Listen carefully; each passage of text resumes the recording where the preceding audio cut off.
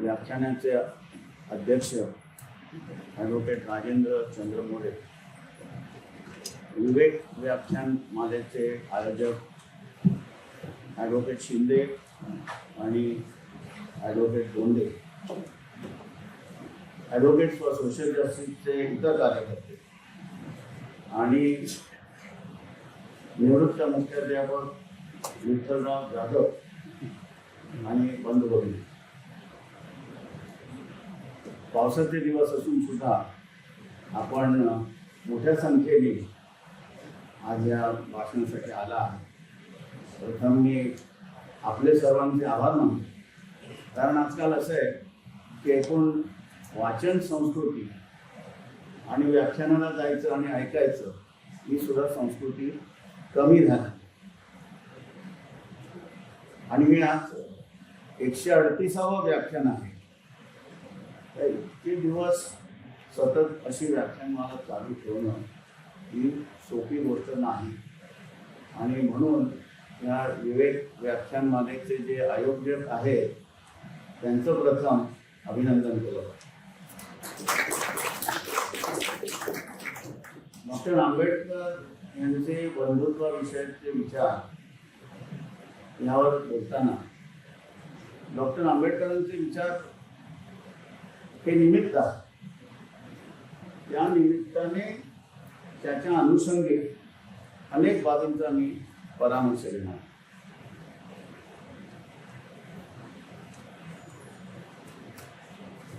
आपल्या स्वातंत्र्याची जेव्हा 75 वर्ष पूर्ण झाली आता, आणि त्यावेळेला मला आपल्याला जेव्हा स्वातंत्र्य मिळालं तेव्हा जे आपले पंतप्रधान जवाहरलाल नेहरू यांनी केलेलं भाषण आठवतं। त्यावेळी ते म्हणाले होते की long years ago we made a tryst with destiny, आम्ही नियतीशी एक करार केला। या म्हणण्यामध्ये भूमिका ही होती की या देशामध्ये स्वराज्य आणण्यासाठी आम्ही वचनबद्ध आहोत। त्यावेळेला काय परिस्थिती होती की एका बाजूला स्वातंत्र्य मिळाल्यामुळे लोक आनंदात होते आणि दुसऱ्या बाजूला देशाची फाळणी झाल्यामुळे लाखो निर्वासित देशात आलेले। त्यावेळेला आपल्या देशाचे राष्ट्रपिता महात्माजी हे मात्र त्यांच्या कार्याचा एक भाग म्हणून मानवी महिला उचलणाऱ्या दलितांच्या वस्तीमध्ये जाऊन राहतात।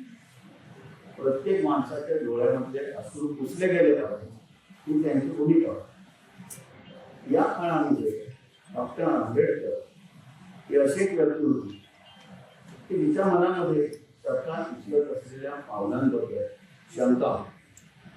आपण पुढे काय करणार आहोत हा विचार त्यांच्याही मनात होता, पण सर्व भारतीय आणि विशेषतः दलित आणि महिला यांच्या बाबतीत योग्य कायदे झाले पाहिजे ही त्यांची भूमिका होती। आणि आपल्या देशाच्या घटना समितीच्या ड्राफ्टिंग कमिटीचे चेअरमन झाल्यामुळे त्यांना एक संधी मिळाली। आंबेडकरांची या प्रश्न बंधुत्वाकडे जी भूमिका आहे त्याकडे वळण्याच्या आधी जातीच्या प्रश्नासंदर्भात त्यांनी काय मांडलं वेळोवेळी। आता बघा, सर्वप्रथम ते कोलंबिया विद्यापीठामध्ये अर्थशास्त्राचा अभ्यास करायला गेले होते, पण वयाच्या 25व्या वर्षी 1916 साली त्यांनी caste in India their mechanism genesis and development, जाती त्यांची यंत्रणा, उद्भव आणि विकास हा लेख त्यावेळेला लिहिला। आणि नंतर 1935 साली लाहोरच्या जात-पात तोडक मंडळाने बोलावले असताना तिथं देण्यासाठी जे भाषण त्यांनी बनवलं होतं आणि ते दिलं नाही, आणि जे पुढे ॲन्युलेशन ऑफ कास्ट या नावाने प्रसिद्ध झालं, त्यात त्यांनी आपल्या जातीच्या संदर्भातला विचार हा विषय केला। पण आता मी बंधुत्वाच्या संदर्भात त्यांचं काय म्हणणं होतं, बंधुत्वाकडे ते का वळलेले होते, काय त्यांची भूमिका होती। 25 नोव्हेंबर 1949 जेव्हा बाबासाहेबांनी आपलं तयार झालेलं संपूर्ण संविधान घटना परिषदेसमोर मांडलं तेव्हा त्यांच्या भाषणात ते म्हणाले, स्वातंत्र्य आणि समता यांच्याबरोबर मी बंधुत्वाचा आग्रह का धरतोय, तर भारतामध्ये जाती व्यवस्था आहे आणि जाती या राष्ट्रद्रोही, कास्ट आर अँटी नॅशनल. जाती का राष्ट्रविरोधी आहेत, तर पहिल्यांदा जाती या समाजामध्ये भेदभाव निर्माण करतात आणि जाती जातींमध्ये दुजाभाव आणि विरोधी भावना निर्माण करतात. बंधुत्व हे तत्व तेव्हा आचरणात येईल ज्या वेळेस आपण एक राष्ट्र बनू, आणि राष्ट्र बनण्यासाठी आपल्याला जाती व्यवस्थेच्या बाहेर पडलं पाहिजे. जर बंधुता नसेल तर समता आणि स्वातंत्र्य ही भिंतीवर चढवलेल्या रंगाच्या पापुद्र्याप्रमाणे राहतील. स्वातंत्र्य आणि समतेला बंधुत्वाखेरीज काहीही अर्थ राहणार नाही. हे त्यांचं भाषण कॉन्स्टिट्युएंट असेंब्ली डिबेट्सच्या 11व्या खंडामध्ये समावेश. आता ज्यांना अस्पृश्य म्हणून मानलं जात होतं त्यांना कशा प्रकारच्या परिस्थितीला तोंड द्यावा लागतं त्याचा त्यांना अनुभव होता. आणि त्यातूनच संविधानाच्या उद्दिष्टिकेमध्ये न्यायासोबत स्वातंत्र्य, समता आणि बंधुता ही तत्व स्वीकारली. ही तत्व 1789च्या फ्रेंच राज्यक्रांतीमधून घेतली अशी सर्वसाधारण समज आहे. पण डॉक्टर आंबेडकरांचं म्हणणं होतं की मी गौतम बुद्धाच्या विचारातून ही तत्व. आता त्यांच्या बंधुत्वाच्या विचारांकडे वळताना 3 गोष्टी लक्षात घेतल्या. एक म्हणजे दलितांच्या संदर्भात कोणताही भेदभाव न होणे, म्हणजे नॉन डिस्क्रिमिनेशन. दुसरं, त्यांना योग्य ते प्रतिनिधित्व मिळणं, म्हणजे ॲप्रोप्रिएट रिप्रेझेंटेशन. आणि तिसरं, अधिकार मिळणं किंवा त्याचं सबलीकरण होणं, म्हणजे empowerment. So non discrimination, appropriate representation आणि एम्पॉवरमेंट. त्याच्यासाठी त्यांनी काय काय आपल्या राज्यघटनेमध्ये कुठली तत्व आणली, कुठली कलम आणली. त्याच्यामध्ये कलम 17, 330, 16 आणि 15(5) ही महत्वाची. 17व्या कलमाने अस्पृश्यतेवर बंदी आहे. कलम 330 सर्व लोकांना मतदानाचा अधिकार मिळाला आणि 16 आणि 15(5) मध्ये नोकरी आणि शिक्षणामध्ये दलितांना विशेष अधिकार देणारी ही कलम. तर बाबा पहिला तर मग नॉन डिस्क्रिमिनेशन कडे आपण जातो तेव्हा आपल्या लक्षात असं येतं की बाबासाहेबांना मग सांगितलं तसं ते कोलंबिया विद्यापीठात अभ्यासाला गेले. बडोद्याच्या सयाजीराव महाराजांनी त्यांना शिष्यवृत्ती दिली. तिथं शिक्षण घेतल्यानंतर पुन्हा बडोदे संस्थानात येऊन काम करायचं अशी त्याला अट होती. परत आल्यानंतर जेव्हा बडोद्याला आले आणि राहण्याची पहिली त्यांना जागेची अडचण निर्माण. त्याच्यानंतर ते जिथं काम करत होते तिथं त्यांचं काहीही फारसं शिक्षण नाही, अशी त्यांच्या हाताखाली काम करणारी माणसं त्यांच्यासमोर फायली टाकत असत. तर हे जे सगळं होतं हे बाबासाहेबांना हे सुधारणं कठीण होतं आणि म्हणून ते संस्थाने नोकरी सोडून मुंबईला वकिली सुरू केली. पण वकिलीमध्ये त्यांना वाईट अनुभव आला. तो म्हणजे असा की त्यांना, आता तुम्ही दिवसभर पोटामध्ये काम करत असता, तुम्हाला तहान लागली, तुम्ही पाणी प्यायला जाल. बाबासाहेब पाणी प्यायला गेले तर त्यांना सांगण्यात आलं की तुम्ही पाणी घेऊ शकत नाही. म्हणजे हा अनुभव त्यांना सुद्धा. आणि मग म्हणून म्हणजे हे प्रकार अजूनही मध्यंतरी म्हणजे राजस्थानमध्ये इंद्रकुमार नावाचे मुलं शाळेत करणाऱ्या मुलाला पाणी मागायला गेला म्हणून त्याला मागून टाकण्यात आलं असे अशा घटना आपल्या देशात झाले. तेव्हा बाबासाहेबांनी पहिल्यांदा, आपल्याला बऱ्याच जणांना बाबासाहेबांची चरित्राची माहिती असेलच, त्यांनी पहिल्यांदा पाण्याचा प्रश्न आणि त्यावेळेला रावबहादूर देशमुख बोले यांनी मुंबई प्रांताच्या विधानसभेमध्ये आपल्या विहिरी, आपली तळी वगैरे सगळी सर्वांसाठी खुली झाली पाहिजे हा ठराव करून घेतलेला, तरी पाणी मिळत. आणि म्हणून आपल्याला माहित असेल की त्यांनी महाडला जाऊन सत्याग्रह केला 1927 त्यांच्याबरोबर शोभानाना टिपणी, पाले शास्त्री अशी सवर्ण मंडळी सुद्धा होती. पण त्यांना तिथं अडवण्यात. आता तेवढं झालं नाही तर त्यांच्या विरुद्ध म्हणजे बाबासाहेबांवर त्या मंडळींवर हल्ला करा म्हणून बाबासाहेबांनी इंडियन पिनल कोडच्या 323 कलमाखाली त्यांच्या विरुद्ध केस झाला. त्या लोकांना सजा झाली की हायकोर्टापर्यंत कन्फर्म झाली. पण त्या मंडळींनी यांच्या विरुद्ध उलटा सिव्हिल सूट पाहिजे.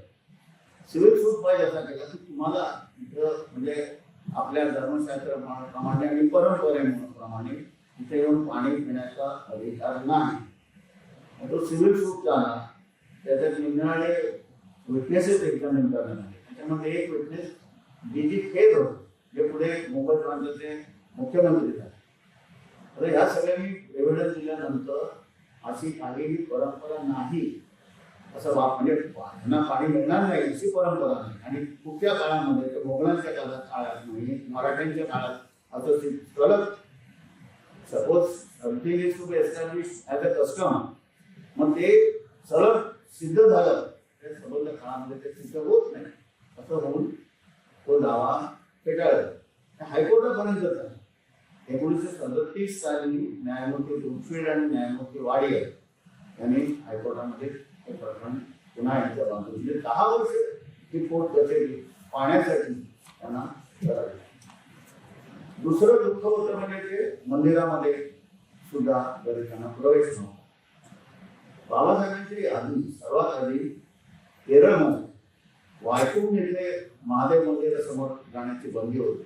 आणि तिथं नारायण गुरु आणि रामस्वामी पेरियार यांनी 1 मार्च 24 ते नोव्हेंबर 25 वर्षभर सत्याग्रह आणि त्यात गांधीजी सामील झाले. आणि नंतर बाबासाहेबांनी इथं तुमच्या नाशिकमध्ये 2 मार्च 1930 ते 13/10/35 असं 4 वर्ष 3.5 वर्ष सत्याग्रह केला. काळाराम मंदिरासमोर त्यात त्यांना जाण्याची परवानगी नव्हती. आता इथे येण्याच्या आधी मुद्दाम काळाराम मंदिर पाहून आलं. कारण इतक्या वेळा मी नाशिकला आलो पण काळाराम मंदिराकडे कधी जाण्याचा प्रसंग आला नव्हता. तर तिथं आता बाहेर बोर्ड लावलेला आहे. त्या बोर्डावरती हे लिहिलेलं आहे की इथे अशा काळामध्ये असा सत्याग्रह झाला. पण या सत्याग्रहाला यश मिळालं का नाही हे तिथे लिहिलेलं नाही. पण ते नंतर कायद्याने शेवटी सगळी मंदिरं खुली झाली. त्यामुळे तो प्रश्न उरला नाही. आणि आपल्याला माहित असेल की तसंच पंढरपूरचं मंदिर खुलं करण्यासाठी साने गुरुजींनी सत्याग्रह केला होता 1 जून ते 10 जून 1947. आणि त्याच्यानंतर पंढरपूरचं मंदिर खुलं झालं. आता या निमित्ताने मला म्हणजे आता इथं पुरोगामी सगळी मंडळी आहेत त्यांच्यासमोर एक सूचना करायची. आणि ती म्हणजे अशी की ह्या काळाराम मंदिरासमोर डॉक्टर आंबेडकरांचा पुतळा उभारण्यात आला. आणि तसंच पंढरपूरला सुद्धा साने गुरुजींचा पुतळा उभारला. आंबेडकरांचे संबंध देशात भरपूर ठिकाणी पुतळे आहेत. परंतु अशा ठिकाणी असणं हे महत्वाचं आहे. तिथे नुसता बोर्ड लावून की तुम्ही इथे इतक्या काळामध्ये सत्याग्रह केला हे पुरेसं नाहीये. आणि तो सुद्धा मला म्हणजे इंटरेस्ट होता म्हणून मी तो जाऊन वाचला. आणि कोणाच्या लक्षात पण येणार असं काही तिथे झालेलं होतं. तर ही एक आवश्यक गोष्ट आहे तुमच्या समोर मी मांडतोय. तर इथे निरंजन ठाकरे बसलेले आहेत ते अतिशय उत्साही पत्रकार आहेत. मग त्यांच्यासारख्या मंडळींनी हा विषय घ्यावा. मगाशी मी ज्यांचा निजी खेळ यांचा उल्लेख केला ते मुंबई प्रांताचे मुख्यमंत्री झाल्यानंतर त्यांनी बॉम्बे प्रेझेंट पेपर ऍक्ट 1947 हा मुंबई प्रांतात मंजूर करून घेतला. आणि त्यामुळे मुंबई प्रांतातली मंदिरं ही सर्वांसाठी खुली झाली. आता त्यावेळेचा जो मुंबई प्रांत होता त्याच्यामध्ये आत्ताचा पश्चिम महाराष्ट्र, कर्नाटकातली 4 जिल्हे, उत्तर कर्नाटकातली आणि गुजरातमधलं कच्छ आणि सौराष्ट्र सोडून बाकीचा गुजरात असा सगळा तो मुंबई प्रांत. त्यामुळे हा सगळीकडे हा कायदा झाला. मुळराज वैश्य नावाचे एक सरदार पटेलांचे अनुयायी अहमदाबाद ते दलित समाजाचे. आणि त्यावेळेला स्वामीनारायण पंथाच्या मंदिरांमध्ये दलितांना प्रवेश नव्हता. तर मुळराज वैश्यांनी जाहीर केलं की मी आता या मंदिरात जाणार कारण मला कायदा आता मला पाठिंबा देतो. त्यांच्या विरुद्ध स्वामीनारायण मंदिराच्या पुजाऱ्यांनी त्यांच्या विरुद्ध जावं लागेल अहमदाबादच्या सिव्हिल कोर्टात की तुम्ही जाऊ शकत नाही. आणि त्यांचं म्हणणं काय होतं, त्यांचं म्हणणं असं होतं की आम्ही हिंदू धर्माचे नाही, हा कायदा हिंदूंसाठी, आम्ही हिंदू नाही त्यामुळे हा कायदा आम्हाला लागत नाही, हे जरा समजून घेणं महत्वाचं आहे. स्वामीनारायण पंथाची मंडळी सर्वत्र जगभर मंदिर बांधत फिरत असतात, तर ती त्यांनी भूमिका, ती भूमिका नाकारली गेली. मुंबई हायकोर्टात ती नाकारली गेली, ते सुप्रीम कोर्टापर्यंत गेले.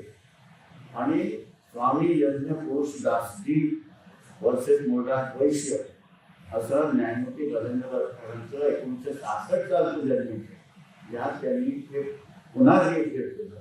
ते हिंदू धर्माचे अनेक पंथ आहेत, त्याच्यामधला हा एक पंथ आहे, त्यामुळे अशा प्रकारची भूमिका घेता येत नाही. हिंदू धर्म हा व्यापक धर्म.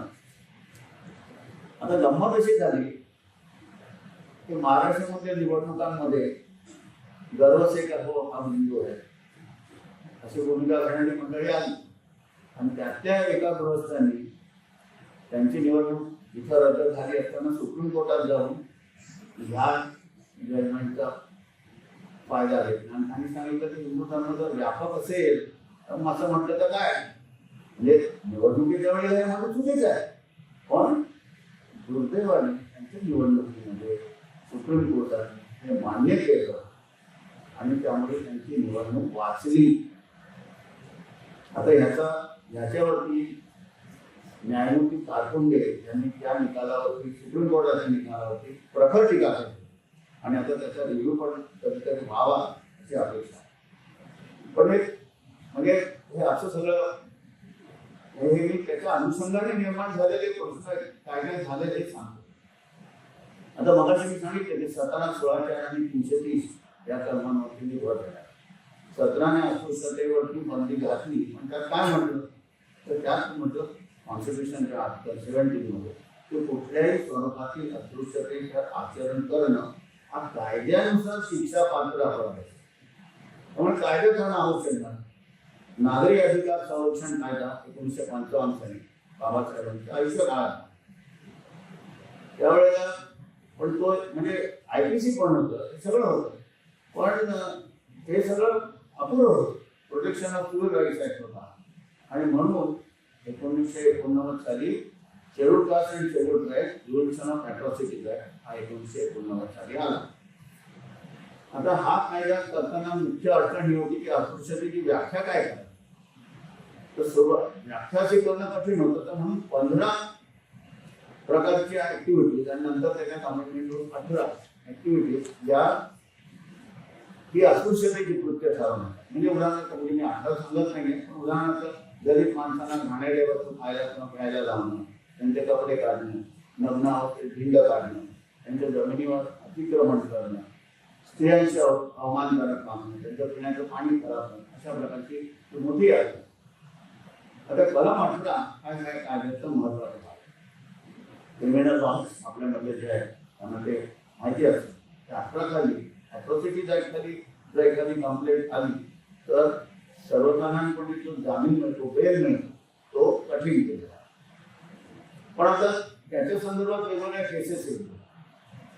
सुभाषकुमार महाजन वर्सेस महाराष्ट्र सरकार यातली पहिली केस सुप्रीम कोर्टात गेलेली. त्याच्यात काय झालं होतं, हे डॉक्टर महाजन एका महाविद्यालयामध्ये वरिष्ठ अधिकारी आणि त्या केसमध्ये एका अनुसूचित जातीच्या कर्मचाऱ्याविरुद्ध अकार्यक्षमतेचा शेरा एका दुसऱ्या अधिकाऱ्याने दिला. तो शेरा डॉक्टर महाजन यांनी मंजूर केला. अनेक वर्षांनी त्या कर्मचाऱ्याने डॉक्टर महाजन यांच्या विरुद्ध अॅट्रॉसिटी ऍक्ट आणले आणि ते सुप्रीम कोर्टात आणले. सुप्रीम कोर्ट म्हणाले की कलम 18 वापरणं हे चुकीचं आहे आणि त्यामुळे त्यांना जामीन नाकारला गेला, ते बरोबर नाही.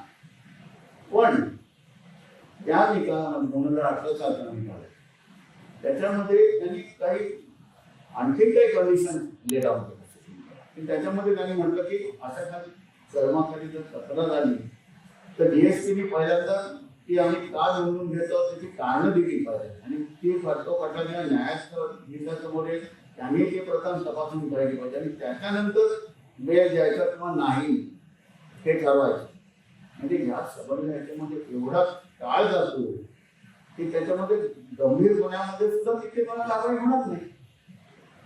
तर म्हणून मग पुन्हा त्याचा रिव्ह्यू मागण्यात आला आणि 2000 साली भारत सरकारविरुद्ध महाराष्ट्र राज्य या खटल्यामध्ये अटी काढून दिले आणि नंतर सरकारने सुद्धा सेक्शन 18A हा त्या ऍक्टमध्ये घालून अशा प्रकारच्या अटी असणार नाही हे सांगितलं. पण तरी सुद्धा त्याच्यानंतर पुन्हा एका केसमध्ये सुप्रीम कोर्टाने म्हटले की एक्सेप्शनल केसेस असल्या तर तिथे तो सेक्शन असला तरी बेल देत. मी तुम्हाला फक्त याच्या संदर्भातला जो इतिहास आहे तो सांगतो. तर बेल देता येईल एक्सेप्शनल केसेस देता. दुसरा अस्पृश्यतेच्या संदर्भातला एक महत्वाचा भाग म्हणजे वाळीत टाकणे. म्हणजे एखाद्या माणसाने काही त्या समाजाला मान्य नाही असं कृत्य केलं तर त्याला वाईट टाकणं. आपल्या महाराष्ट्रामध्ये अशी भरपूर प्रकरणं आणि भरपूर जातीच्या मंडळी करत असतात. आता आपल्या म्हणजे हिंदू समाजात जसं आहे तसं बोहरी समाजामध्ये बोहरी लोकांमध्ये सुद्धा त्यांचा जो सैन्य आहे त्याला हा अधिकार आहे की समाजाला ऍक्सेप्टेबल असेल जर काही कोण वागलं नाही तर त्याला वाईट आहे. आता जसा हरिजनांच्या संदर्भात फायदा झाला तसं देश स्वतंत्र झाल्यानंतर बॉम्बे हरिजन टेम्पल एंट्री ऍक्ट झाला तसा बॉम्बे प्रिव्हेन्शन ऑफ एक्सकम्युनिकेशन ऍक्ट 1949 हा मंजूर करायचा BJP मुख्यमंत्री असताना. आता त्यावेळेला ताहिरभाई मुसानी यांना सैन्याने जातीबाहेर काढण्यात तर ताहिरभाई कोर्टाने हायकोर्टामध्ये चिंगलजेंनी निकाल दिला की हा आता कायदा झालेला आहे त्यामुळे तुम्ही अशा रीतीने कोणाला जातीबाहेर काढू शकता. ते त्यांचे जे प्रमुख होते धर्मप्रमुख ते अपील दिले.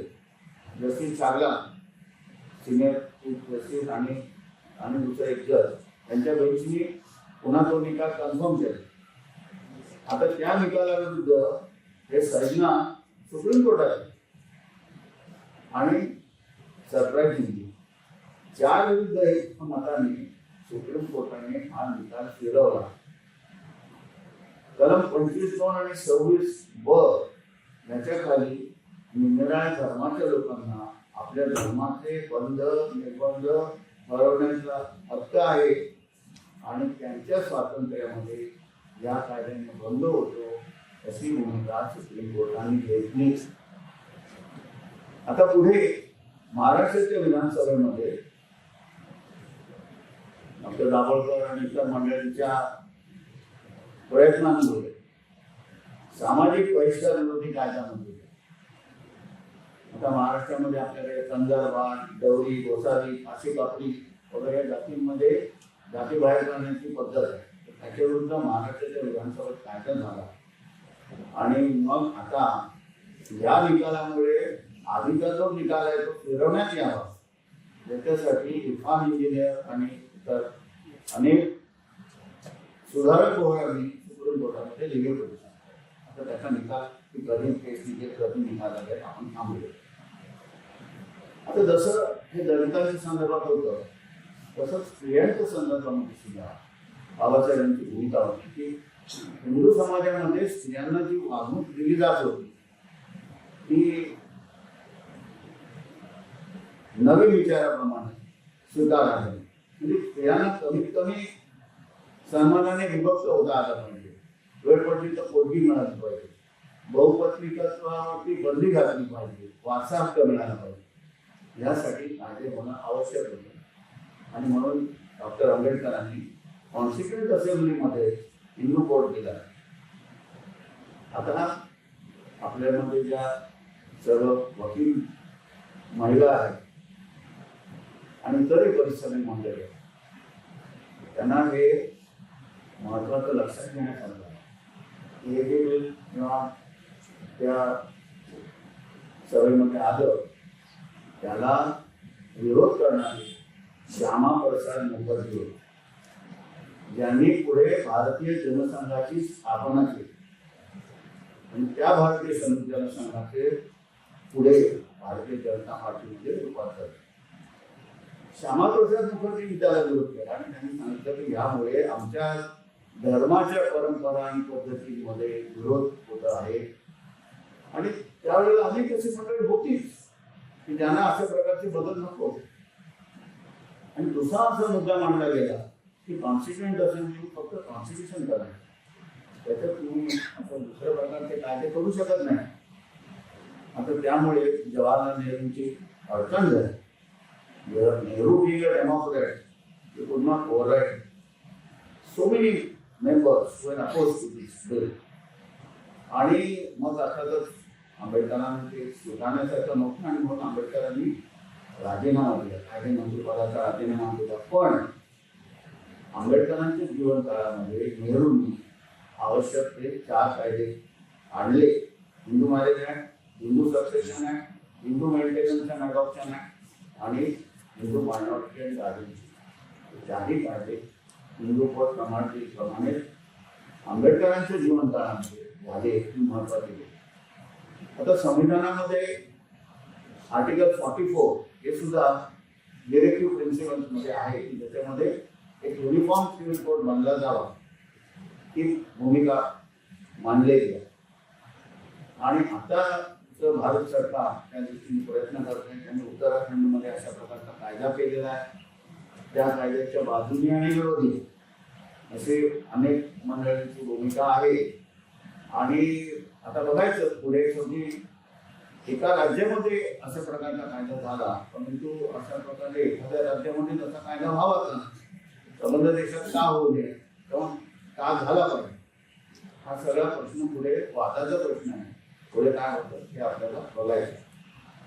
पुढे आपण आपल्या पार्लमेंटमध्ये ह्युमन राईट्स ऍक्ट 1993 साली मंजूर केला. त्याखाली कुठे दंगली झाल्या, काही विचित्र अशा प्रकारच्या घडामोडी झाल्या तर कमिशन नेमायचं, स्टेट कमिशन काय, सेंट्रल कमिशन काय, त्याने अहवाल द्यायचे. असे सगळे भरपूर अहवाल दिले जातात, ते पार्लमेंट समोर ठेवायचे असतात. पण त्याच्यावर काही व्यवस्थित साधक बाधक चर्चाही होत नाही आणि चर्चा झाली तरी कारवाई होत नाही. हे ही दुर्दैवी परिस्थिती आहे. म्हणजे गुजरातमध्ये 2002च्या दंगलीनंतर अशाच प्रकारचा रिपोर्ट देण्यात आला, काहीही पुढे कारवाई झालेली नाही. आता अस्पृश्यतेच्या संदर्भामध्ये आपण पाहिलं की निरनिराळे कायदे झाले, पण अनेक केसेस अशा असतात की त्या रजिस्टरच होत आणि नोंदवलेल्या तक्रारी जरी बघितल्या तर म्हणजे NCRB national crime research bureau त्यांचे आकडे जनहित अभियानामध्ये केंद्र सरकार या केसमध्ये सुप्रीम कोर्टाने दिले. 2009, 19, 20, 21 दरवर्षी या केसेस वाढत आहेत. आणि पाण्याच्या प्रश्नावरून तर अनेक ठिकाणी झाले. आम्ही लोक चळवळीमध्ये होतो तेव्हा बाबा आढळरावांच्या नेतृत्वाखाली एक गाव आहे पाणवठा वगैरे अशा प्रकारच्या सगळ्या चळवळी केल्या. तरी सुद्धा आजही सगळीकडे पाण्याच्या प्रश्नावरून सुद्धा हे विषमता जी आहे ती सर्वत्र आहे. स्त्रियांशी केले जाणारे भेदभाव मंदिरामध्ये शनी शिंगणापूर आणि मुंबईचा हाजी अलीचा जागा त्यांच्या विरुद्ध मग आंदोलन झालं आणि पुढे त्यांनी ही गोष्ट स्वीकारली की स्त्रियांना तिथे जाता जाण्याची परवानगी असली पाहिजे. सबरीमाला केरळमधलं एक महत्वाचं मंदिर, तिथे ज्या वेळेला ज्या स्त्रियांना पाळी असते म्हणजे पाळी आलेल्या तरुण लहान मुलीपासून ती पाळी असेपर्यंत ज्या ज्या महिला असतील त्यांना तिथे जाण्याची बंदी. सुप्रीम कोर्टाने त्या संदर्भामध्ये मेजॉरिटी डिसिजन 4 versus 1 हे बरोबर नाही, पण आता त्याचा रिव्ह्यू मागण्यात आला आहे आणि तो रिव्ह्यू सुद्धा पेंडिंग. आता दलितांच्या संदर्भामध्ये पहिला आपण नॉन डिस्क्रिमिनेशन बद्दल बंधुत्वाच्या संदर्भात, तर हे भेदभावाचे प्रकार हे केवळ भारतामध्येच नाही तर ते बांगलादेश आणि पाकिस्तानमध्ये सुद्धा. आता एक इंटरेस्टिंग अनेक गोष्ट अनेकाला माहिती नसते की डॉक्टर आंबेडकर आपल्या देशाच्या घटना परिषदेमध्ये जे निवडून आले ते कुस्ती आणि खुलना या पूर्व बंगालमधल्या 2 जिल्ह्यांमधून आणि ते जिल्हे पाकिस्तानमध्ये आणि नंतर आता बांगलादेशमध्ये. ते जिल्हे पाकिस्तानमध्ये गेल्यामुळे बाबासाहेबांची घटना परिषदेची मेंबरशिप संपली, पण नंतर बॅरिस्टर जयकर हे जे सदस्य होते पुण्याहून निवडून आलेले, त्यांनी राजीनामा दिला. त्यांना पुणे विद्यापीठाचं वाचनाचं तर केलं होतं आणि म्हणून मग त्या जागी डॉक्टर आंबेडकर नंतर निवडून आले. सांगण्याचं कारण असं की जिथून काँग्रेस निवडून आले आणि त्यांनी हिंदुस्थानातल्या महिलांसाठी कायदे केले, त्या पूर्व बंगालमध्ये मात्र जुना हिंदू कायदा आहे तोच चालू. बांगलादेश मधल्या महिलांना कुठल्याही प्रकारचे आपल्याकडे जे हक्क आहेत महिलांना ते हक्क नाही. बांगलादेश मधला पुरुष हिंदू एकाहून अधिक स्त्रियांशी लग्न करू शकतो, त्यांना कधीही घराबाहेर काढू शकतो, त्यांना मालमत्तेचे कुठलेही अधिकार नाही. 2020 साली जेव्हा बांगलादेशमध्ये गेलो होतो तेव्हा हे सगळं माझ्या लक्षात आलं आणि म्हणजे नंतर जे देश लिहिलं त्याच्यामध्ये या विषयावरती पण लिहिलेलं आहे. पण आज स्त्रियांचा प्रश्न आहे, दलितांच्या बद्दल आहे. तर तिथं बांगलादेशमधले मूळचे हे म्हणजे मातू आणि गावरा, बांगलादेशमध्ये जवळजवळ 8 ते 10% ही हिंदू आणि इतर मायनॉरिटीची लोकसंख्या. तर ते मातू आणि गावरा हे तिथे स्थानिक लोक. उत्तर भारतातून आधीच गेलेले रोहिदासी म्हणजे संत रोहिदासाला मानणारे हे आधी आंध्रमधून गेलेले हरिजन, अशी सगळी दलित मंडळी तिथे आहे आणि ती सगळी तिथले म्हणजे हॉस्पिटल्स, त्याची बंदरं, मार्केट्स, सगळी साफसफाईची कामं ही त्यांच्याचकडे असतात. आणि बांगलादेशच्या राज्यघटनेमध्ये कलम 19 मध्ये हे सगळं निसर्गात दूर केले पाहिजे वगैरे असं सगळं आहे, काही झालेलं नाही. तिथे रिसर्च इनिशिएटिव्ह बांगलादेश अशी एक संस्था आहे, डॉक्टर मेघना दुआ ठाकूर ते चालवतात. त्यांनी केलेल्या अभ्यासामुळे मला ही माहिती मिळाली ती माझ्या लेखात मी लिहिली. पाकिस्तानमध्ये दलितांची परिस्थिती आणखी वाढते. मेघवाल हा एक समाज पश्चिम भारतामध्ये म्हणजे ते मूळचे गुजरातमध्ये आणि ते अखंड भारतामध्ये भारत समजलं एक ब्रिटिश इंडिया, आपला इथला पश्चिम महाराष्ट्र, गुजरात, राजस्थान, सिंध, पंजाब या इथे सफाईची कामं ही सगळी या मेघवाल लोकांची. आणि जेव्हा फायनल झाली तेव्हा इतर सवर्ण हिंदूंप्रमाणे ही मंडळी भारतात यायला निघाली. पण कराचीसारख्या शहरांमध्ये प्रश्न निर्माण झाला की आता इथं सफाई कोण करणार. आणि 1950 साली नेहरू आणि पाकिस्तानचे तेव्हाचे पंतप्रधान लियाकत अली यांनी करार केला की दोन्ही देशातल्या लोकांनी आपल्या देशातल्या अल्पसंख्याकांना चांगलं वागवलं पाहिजे. आणि त्या करारामध्ये हे पण एक कारण होतं की तिकडच्या मेघवाल मंडळीने हिंदुस्थानात गेले. परंतु आज परिस्थिती अशी आहे की सिंधमध्ये या समाजाची मंडळी काम करतात, पंजाबमध्ये या समाजाची मंडळी ख्रिश्चन झालेली आहे, पाकिस्तानमध्ये मायनॉरिटीजची संख्या 2%. आणि पाकिस्तानच्या घटनेच्या कलम 20 मध्ये सुद्धा अशा प्रकारची प्रोव्हिजन आहे की अशा प्रकारची विषमता असता कामा नये, सर्वांना आपला धर्म पाळण्याचा हक्क आहे वगैरे वगैरे. पण दलितांच्या बाबतीत आणि विशेषतः दलित स्त्रियांच्या बाबतीत गैरप्रकार जास्त होतात. आणि त्याचं मुख्य कारण म्हणजे त्या स्त्रिया एक तर मुस्लिम नाही, दुसरं म्हणजे त्या दलित आहे आणि तिसरं म्हणजे त्या स्त्रिया आहेत. इंटरनॅशनल दलित सॉलिडॅरिटी नेटवर्क म्हणून एक संस्था आहे जिने या दलित स्त्रियांच्या परिस्थितीबद्दल अहवाल दिले, पाकिस्तानामधल्या दलित स्त्रियांच्या परिस्थितीबद्दल अहवाल. आता प्रश्न असा येतो की हे तथाकथित सवर्ण जे हिंदू आहेत तेवढं हे मुसलमान सुद्धा जे हिंदूंमधूनच कन्वर्ट होऊन गेलेले आहेत बऱ्याच बहुतेक सगळं, अशा रीतीने दलित समाजाशी का वागतात. बाबासाहेबांनी हिंदू कायद्याचं पुस्तक मनुस्मृती 1927 साली गाळलं. त्याच्यात भेदभावाची करणं. उदाहरणार्थ मनुस्मृतीच्या पहिल्या भागाच्या 19व्या श्लोकात लिहिलेलं आहे की देवाने शूद्र मंडळीला इतरांची सेवा करण्यासाठी निर्माण केलेला आहे. दुसऱ्या भागातील 31व्या श्लोकात लिहिलं आहे ब्राह्मणाचं नाव तो किती शुद्ध आहे हे दाखवणार असेल.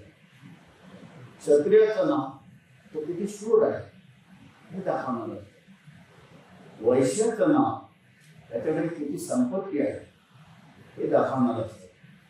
आणि शूद्राचं नाव तो किती क्षुद्र आहे हे दाखवणार असतं. 12व्या भागाच्या 4थ्या श्लोकात दिलं आहे की जर एखाद्या शूद्राने वेदाचं पठण ऐकलं तर त्याच्या कानामध्ये गरम तेल टाका. तो जर वेदातील श्लोक म्हणायला लागला तर त्याची जीभ कापा. आणि जर तो वेदामध्ये पारंगत झाला तर त्याच्या शरीराचे तुकडे तुकडे करा. असे अनेक श्लोक आहेत. त्याच्यामुळे बाबासाहेबांनी माणुसकीची जाळी.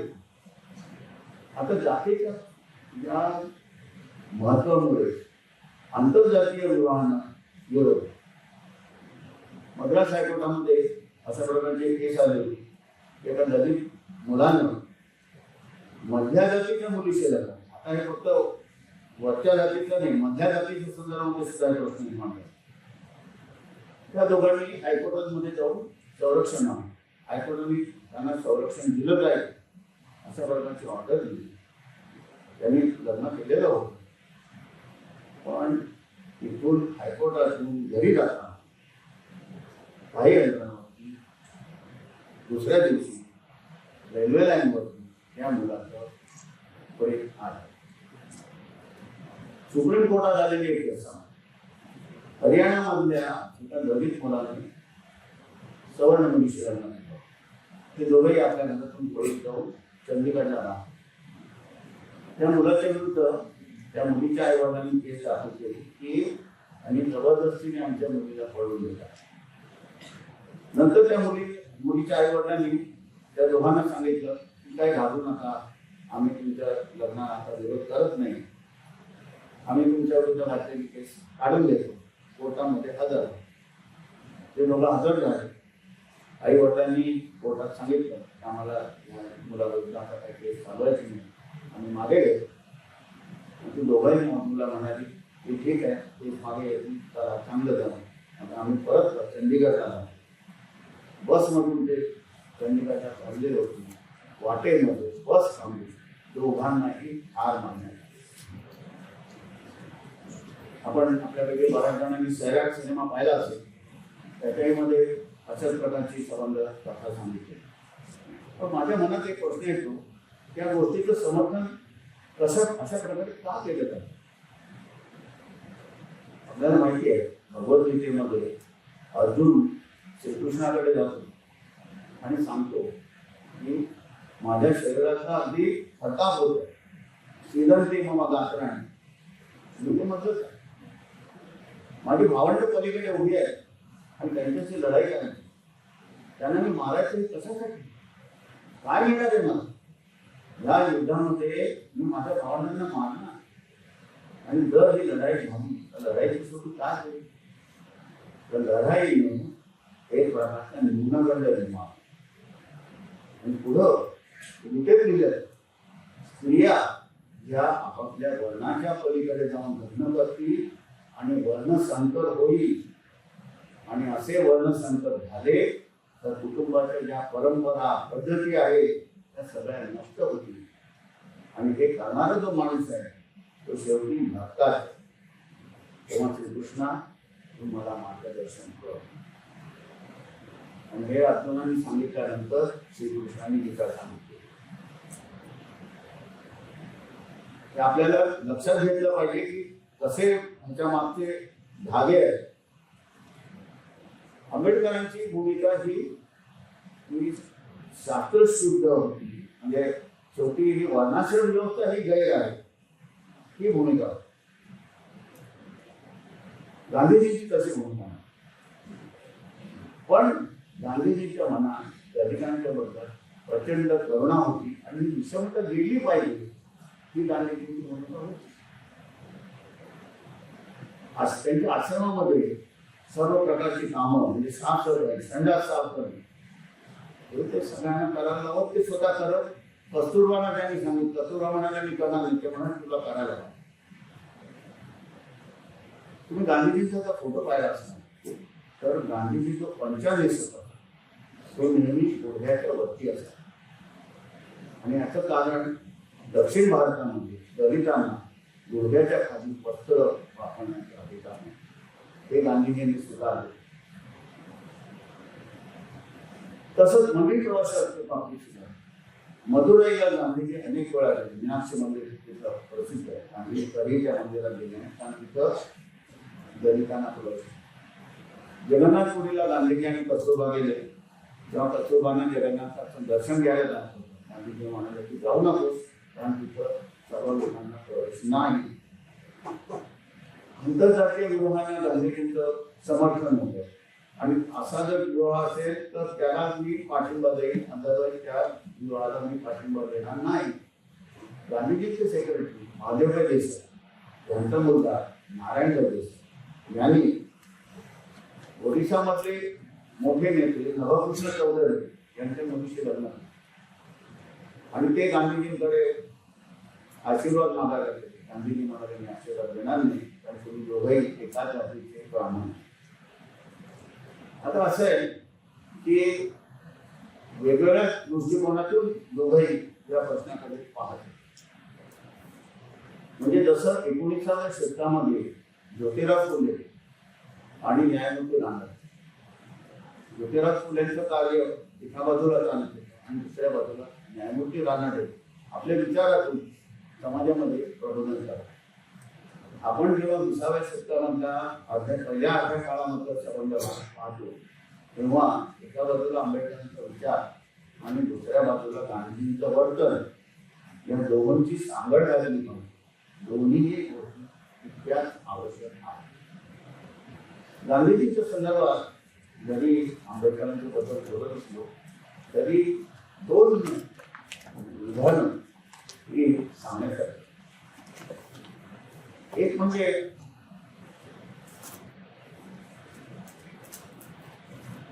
एकोणीसशे 22 साली हा एकूण फक्त दलितच नाही तर एकूण देशातल्या गरिबांच्या बद्दल गांधीजींनी काय म्हटलेलं होतं. 1922 साली त्यांच्या विरुद्ध एक खटला झालेला. त्या खटल्यामध्ये ते म्हणतात little do the town dwellers know how the semi-starved masses of India are slowly sinking to lifelessness. Little do they know that their miserable comfort, their means city dwellers' comfort represents the brokerage they get for the work they do for the foreign exploiter. The profit and the brokerage are sucked from the master. No sophistry, no jugglery in figures can explain away the evidence that the skeleton in many villages present to the naked eye. I have no doubt whatsoever that both England and town dwellers in India will have to answer to their God above for this crime against humanity. गांधीजींची ही भूमिका आणि गांधीजींच्या बद्दल रवींद्रनाथ टागोरांनी काय म्हटले हे फार बघण्याचं. रवींद्रनाथ टागोर म्हणतात की भगवान बुद्धानंतर हा पहिला माणूस असा होता की जो भारतातल्या गरिबांच्या झोपडीसमोर त्याच्याच वेशामध्ये त्याच्याच भाषेमध्ये त्याला समजून घेण्याचा प्रयत्न केला. रवींद्रनाथांचं वाक्य असं आहे, Gandhi stopped at the threshold of the huts of the thousands of the dispossessed, dressed like one of their race. He spoke to them in their own land. Here was reading truth at last, and not only quotations from books. For this reader, the Mahatma, the name given to him by the people of India, is his real name. Who else has felt like him that all Indians are his own flesh and blood, in direct contact with truth, the crushed forces of the soul rise again. When love came to the door of India, that door was opened wide. At Gandhi's call, India blossomed forth to new greatness. Just then, once before in earlier time, when the Buddha proclaimed the truth of philosophy and compassion among its devotees. तेव्हा गांधीजींच्या बद्दल आपल्याला हे समजून घेतलं पाहिजे की त्यांची भूमिका ही शास्त्रीय दृष्टिकोनातून बाहेर तर मर्यादित होती, पण दुसऱ्या बाजूला सर्व समाजासाठी आणि केवळ दलितच नाही, सर्व प्रकारच्या नाडलेल्या गरीब एक्सप्लॉयटेड समाजासाठी त्यांची भूमिका आणि ती भारतातली बहुसंख्य गणना आहे. आता हे आपण पाहिलं नॉन डिस्क्रिमिनेशनचा समूह. आता दुसरा भाग आहे हा रिप्रेझेंटेशन.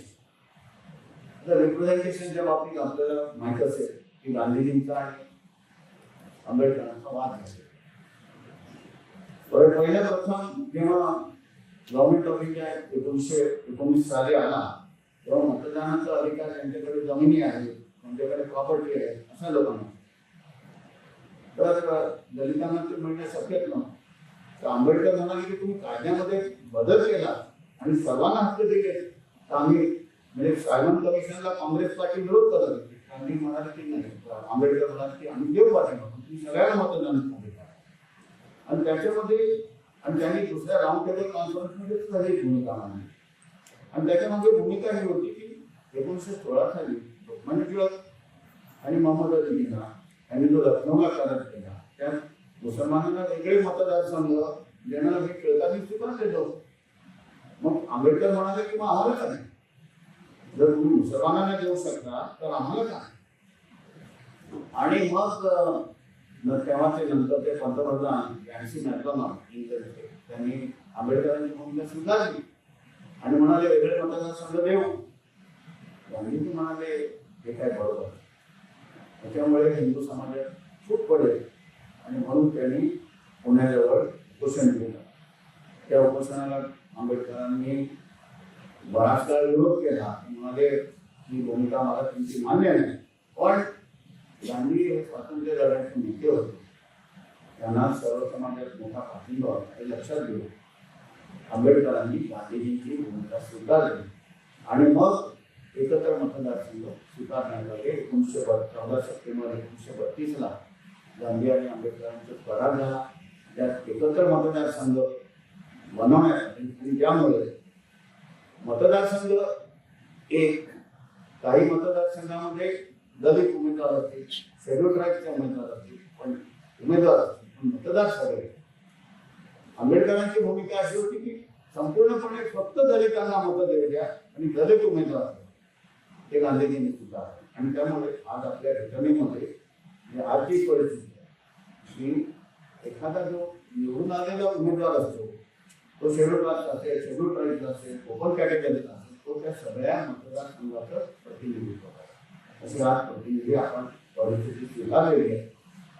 आता त्यामुळे असे आहे, पण गांधीजींनी रिझर्व कॅटेगरीचं सीट वाढवून दिलं, म्हणजे नुसतं एवढंच नाही केलं.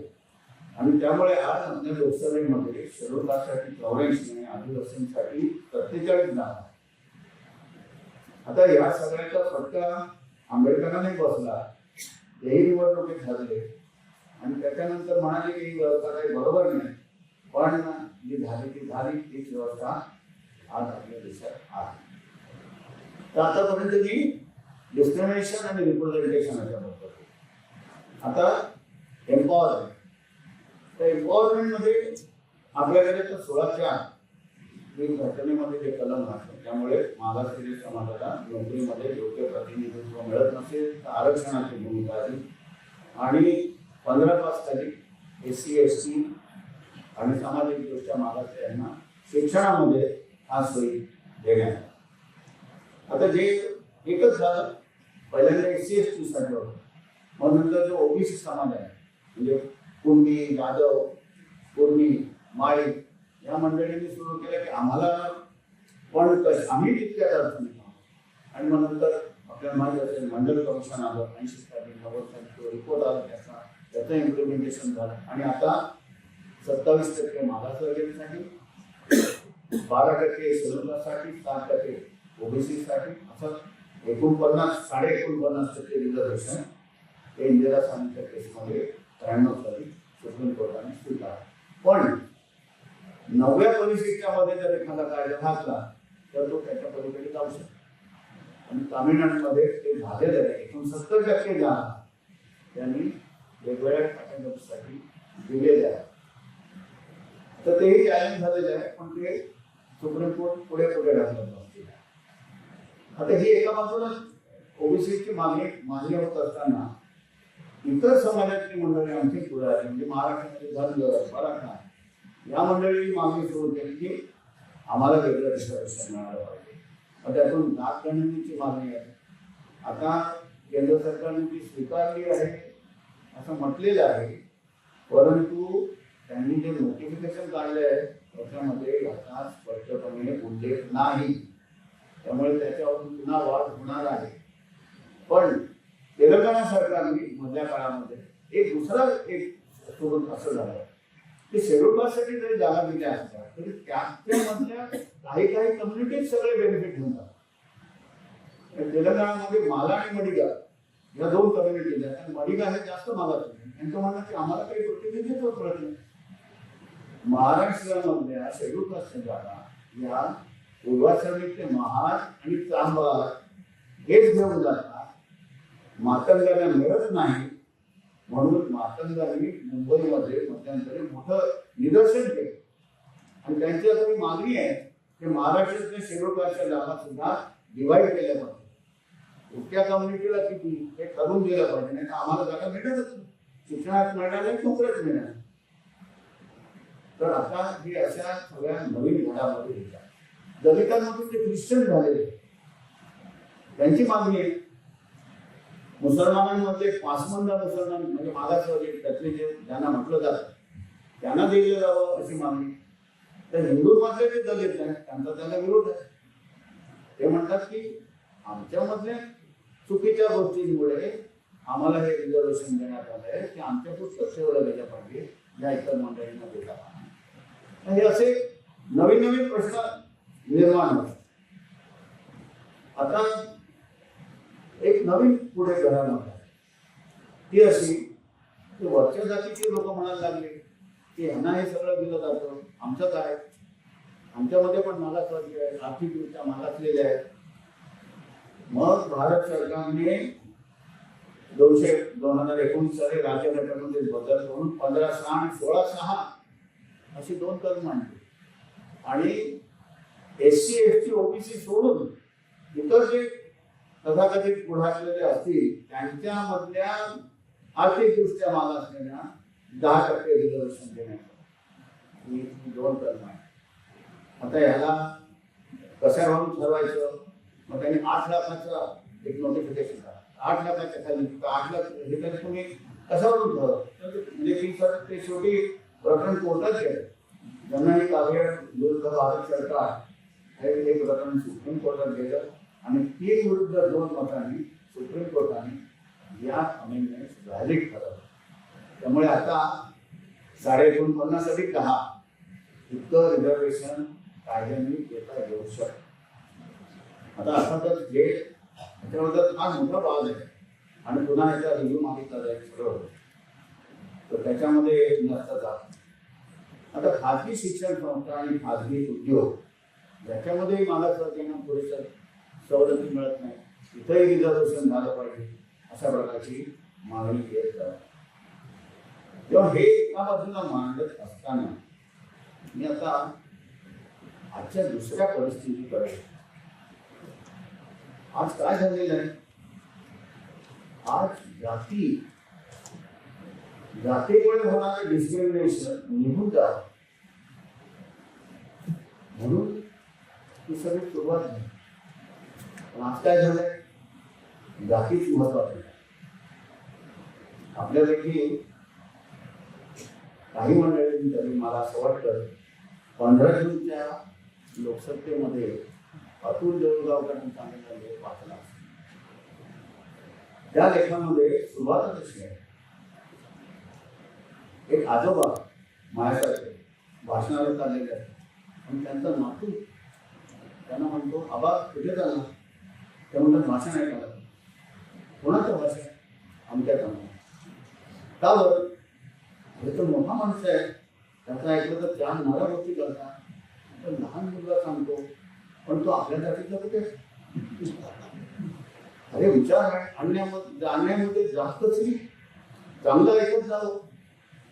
मुलगा म्हणतो तसलं काही नाही बाबा, सगळे आपापलं बघतात, आपण तसंच करायचं. आम्ही जातीतले दोस्त करतो, खेळायला, डबा खायला, सगळ्या हे असून गोल्डन गावकऱ्यांच्या लेखात सुरुवातीला दिले आणि त्याच्यानंतर ते एका प्राथमिक शाळेतल्या शिक्षकाबद्दल लातूरच्या प्राथमिक शिक्षकेचं उदाहरण सांगतात. त्या म्हणतात की शाळेत दाखल होणाऱ्या मुलांचं मरा होते, शाळेत भेट खेळ डबा यातून मैत्री होते, मुलं एकमेकांशी खेळायला. पूर्वी मुलांच्या आया आडनाव नातेवाईक घरातले देव याची चौकशी करून जातीचा अंदाज घेत. आता शाळेत ओळख करून देताना मुलं एकमेकांची जात सरळ थेट विचारतात. तेव्हा ही परिस्थिती झाली हे शिक्षिका सांगते आणि हे आजोबा आपला नातू काय म्हणतो ते सांगतात. आणि एक बघा, आता मराठी भाषेच्या माध्यमाच्या शाळेत जावं, इंग्रजी माध्यमात जावं हा एक वेगळा विषय आहे. मी स्वतः मराठी भाषेत शिकलो, माझ्या मुलाला मराठी माध्यमाच्या शाळेत जातो. पण तसंच आपण इंग्लिश माध्यमाच्या शाळेत आपल्या मुलाला घातलं पाहिजे, आपण इंटरनॅशनल स्कूलमध्ये घातलं पाहिजे. का? सगळ्या प्रकारची मुलं पण तिथे येणार नाहीत ना, हे सुद्धा असतं डोक्यात. पण जात किती पसरत गेलेली आहे. आणि मला असं कळलं म्हणजे, आणि हे विशेषतः म्हणजे खरं सांगायचं तर मराठा समाजामध्ये अशा प्रकारचा विचार करून नव्हता. जुलै 2016 साली जी कोपर्डी केस झाली, कोपर्डीची केस झाली, त्याच्यानंतर त्या समाजाने जास्त वाढलं की मग या शेड्यूल कास्ट आणि शेड्यूल ट्राईब्सना बेनिफिट मिळतं मग आम्हाला काम. आणि मग त्याच्यातून एक मराठा लाख मराठा हे सुरू झालं. ओबीसीचं एक वेगळं आंदोलन सुरू झालं, छावा वगैरे संघटना निर्माण झाल्या. आणि माझ्या एका मित्रांनी सांगितलं की औरंगाबादला ब्राह्मणांनी पेशवा म्हणून पण एक संघटना आहे.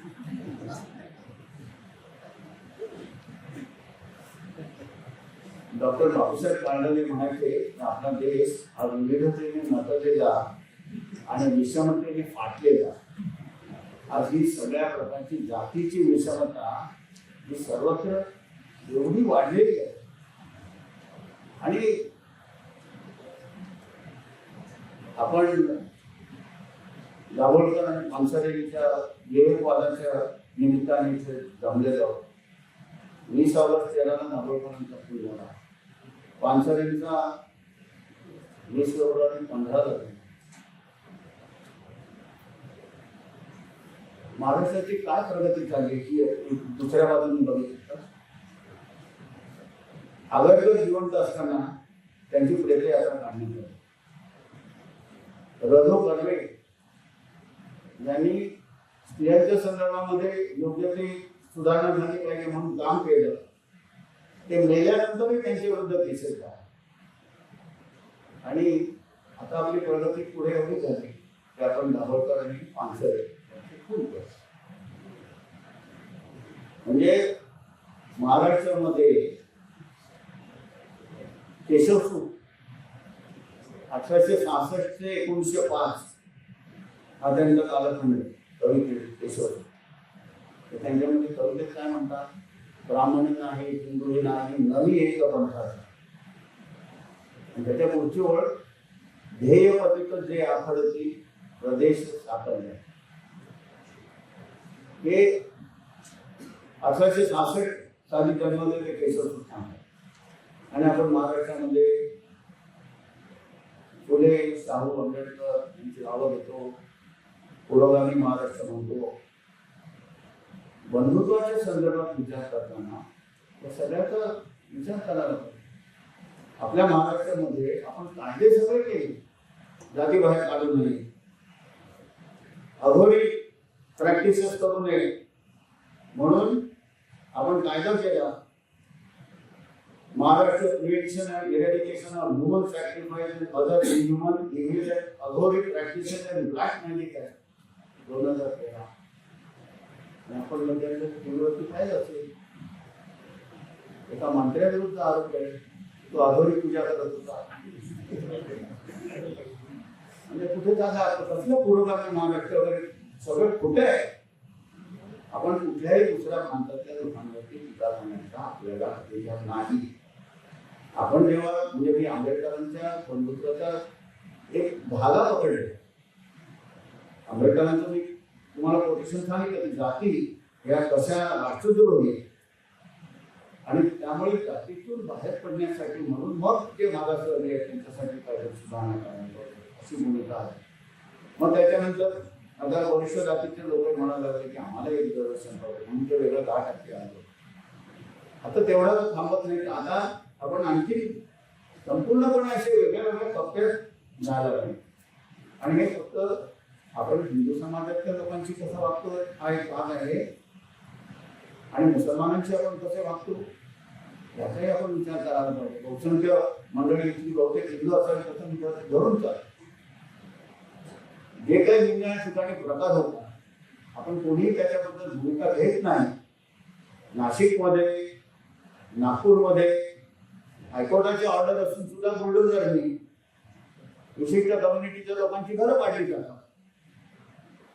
हे होत आहे आणि म्हणजे हे अशा प्रकारचे सेग्रेगेशन झालेलं आहे आणि हे सेग्रेगेशन कुठेही आपल्या देशाला पुढे नेणार नाही. आणि म्हणून आंबेडकरांनी निमित्त आहे. आंबेडकरांचा विचार मी सुरुवातीलाच सांगितलं जाती कशा या राष्ट्रद्रोही आहे पण ते तो राष्ट्रद्रोह आपण कसा वाढवलेला आहे असं ते आज बघतो आहोत. हे मी आपल्यासमोर मांडलं आणि विवेकवादाचा विचार करताना याही सगळ्या गोष्टींचा आपण विचार करायला पाहिजे. आपण सर्व मंडळींनी माझं भाषण फार वेळ बोलू. संध्याकाळच्या वेळेला एवढा वेळ आपण सगळ्यांनी ऐकून घेतलं. पाऊण तास तरी आपण सर्वांनी आभार मानतो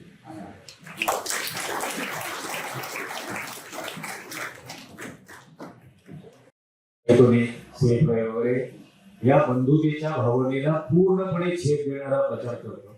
त्यावेळेला या संविधानातल्या भावनेला लेटर अँड स्पिरिटला अनुसरून न्यायालय स्वतःहून अशा गोष्टींच्या विरोधात कारवाई का नाही करत? जे सुमोटो अक्षरी व्हायला हवे, जे अतिशय साध्या गोष्टींमध्ये सुमोटो ते घेतात पण इतकी गंभीर गोष्ट घडत असून सुद्धा न्यायालय अशा वेळेला सत्ताधीशांच्या विरोधात काही करत नाही. हा एक विषय होता. आणि दुसरा 26 जानेवारी 1950 ला संविधान आल्यानंतर त्या आधीचे सर्व कायदे जे लेटर अँड स्पिरिटला संविधानातला अभिप्रेत असलेल्या गोष्टींच्या विरोधात आहेत ते आपोआप रद्द झाले.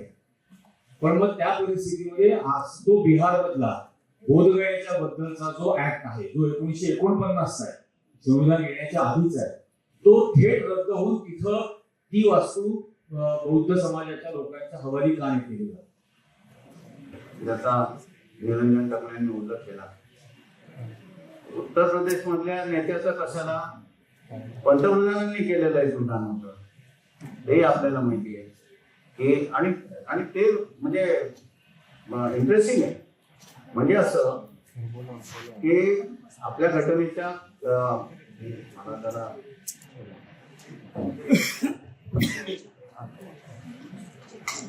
मी मगाशी बोलताना बस आहे त्याच्यात कलम 39 त्याच्यामध्ये resources of the state should be so utilized as to serve all the sections of community. अशा प्रकारचे आर्टिकल डिरेक्टिव्ह प्रिन्सिपल अशा प्रकारची भाषा आहे. आणि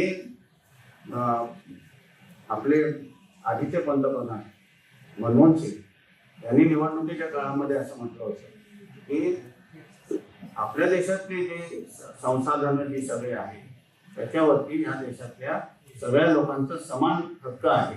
याच्यामध्ये आदिवासी दलित मायनॉरिटी हे सुद्धा येतात. त्या विधानाचा आपल्या पंतप्रधानांनी आपल्या समोर उलटा अर्थ सांगितला की ही मंडळी तुमच्या गळ्यातलं मंगळसूत्र काढून जे माणसं जास्त मुलं पैदा करतात त्यांना देणार.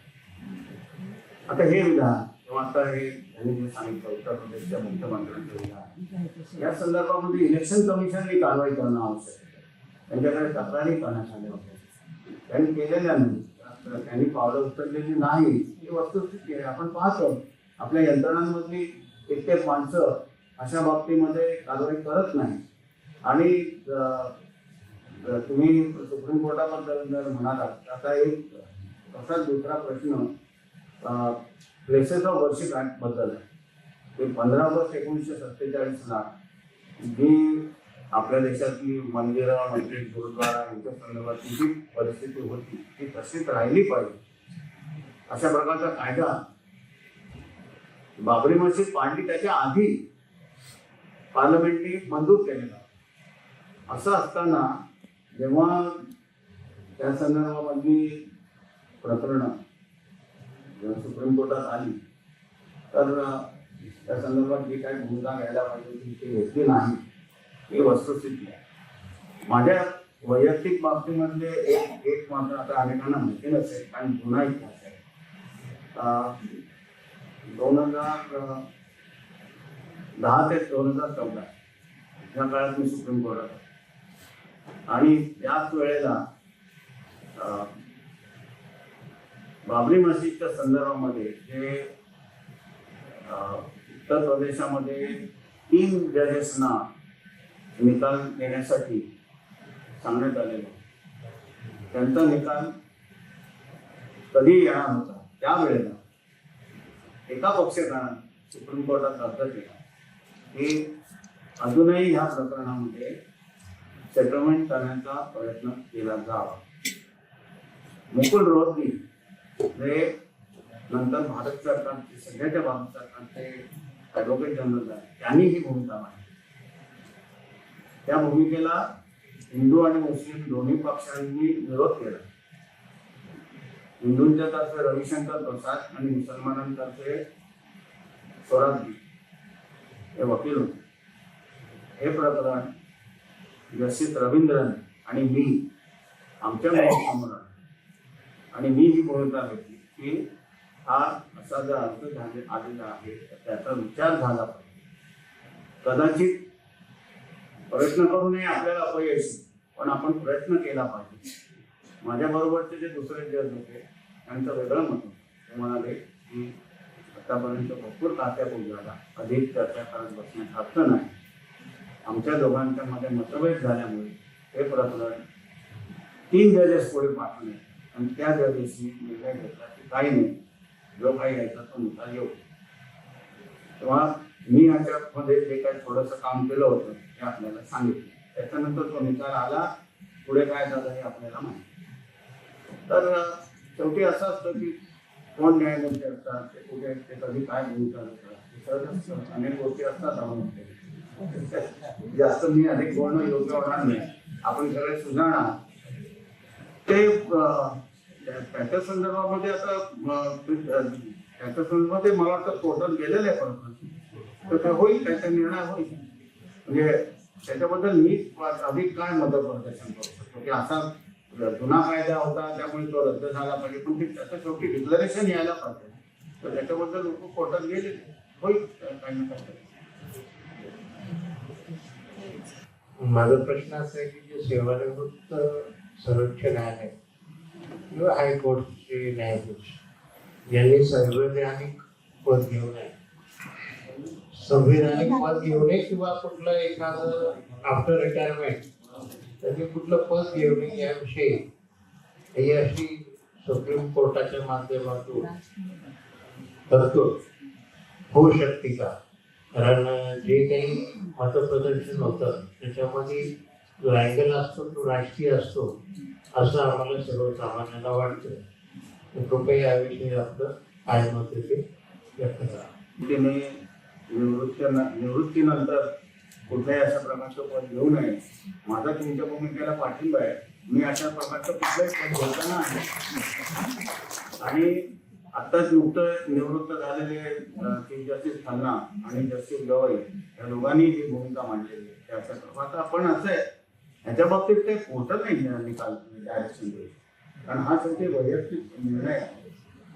आणि ह्याचा आता माजी मुख्य न्यायमूर्ती, सध्याच्या मुख्य न्यायमूर्ती आणि भूमिका घेतल्यानंतर त्याचा परिणाम होईल. बघूया काय होतं आणि काय नाही. Liberty, there is Article 14 and 20.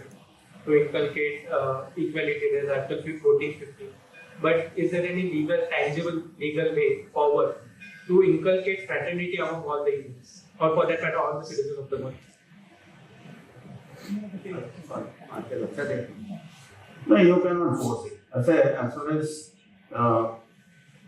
discrimination is concerned, you say